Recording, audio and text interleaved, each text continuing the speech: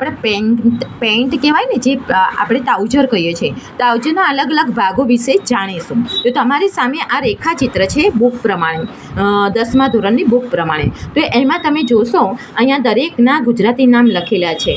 અને આ છે એ આપણે રેખાચિત્ર એટલે કે પેન્ટ બનાવ્યા પછી કેવું દેખાશે એનું એક આખો ફોર્મો તૈયાર કરેલો છે. અહીંયા તમે પેન્ટના અલગ અલગ ભાગ પણ જુઓ છો.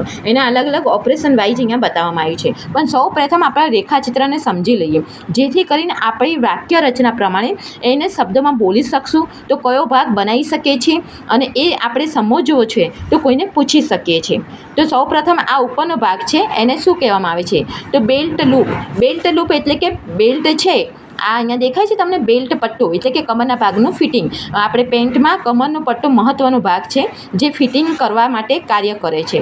તો એ કમ્પ્લીટ કમરને માપ ફિટિંગ હોવું જોઈએ. અને એના ઉપરનો જે લૂપ છે એને બેલ્ટ લૂપ કહેવામાં આવે છે.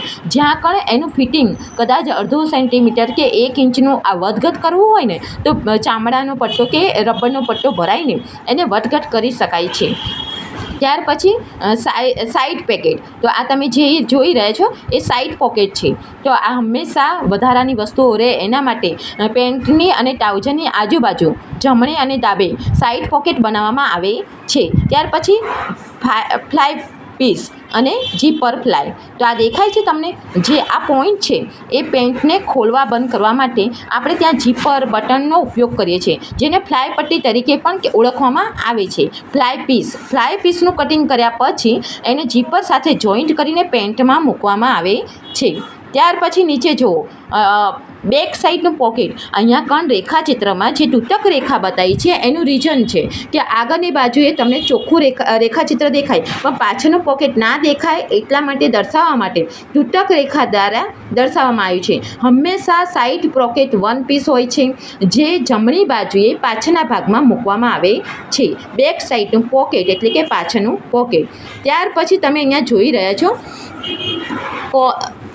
ક્રોસ ટચ પોઈન્ટ એટલે કે હંમેશા પેન્ટમાં ફિટિંગ માટેનો મેઇન પોઈન્ટ છે. તમે પેન્ટ સીવતા શીખી ગયા પણ પેન્ટમાં ફ્લાય પટ્ટી અને મેઇન પોઈન્ટનું ફિટિંગ આવ્યું એટલે સમજી લેવાનું પેન્ટનું કમ્પ્લીટ ફિનિશિંગ આવી ગયું. ત્યાર પછી આવે છે અંડરસાઇડ એટલે કે વચ્ચેનો ઘેરાવો. પેન્ટની વચ્ચેનો ઘેરાવો જે ટીચરના ભાગમાં કમ્પ્લીટ હોવો જોઈએ. વધારે પડતું ફિટિંગ હોય તો પેન્ટ ત્યાંથી ફાટી જાય છે અને વધારે પડતું લૂઝ હોય તો પણ આપણાને પેન્ટ ફાવતું નથી. એટલે એ મહત્ત્વનો પોઈન્ટ છે. ત્યાર પછી ટોચ સાઈડ એટલે કે આગળના ભાગની મેઇન મહત્ત્વની સાઈડ, બરાબર. ત્યાર પછી લેગ પોઈન્ટ ઓપનિંગ.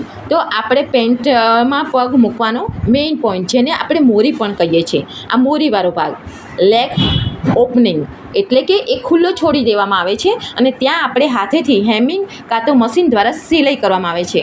અને આ રીતે આખું રેખાચિત્રના દરેક ભાગને આપણને ખ્યાલ હોવો જોઈએ. કોઈ એમ કે નીચેનો પોઈન્ટ છે બોટમને આ રીતે સ્ટિચિંગ કરો ધારીને 1/4માં, તો આપણને ખ્યાલ હોવો જોઈએ.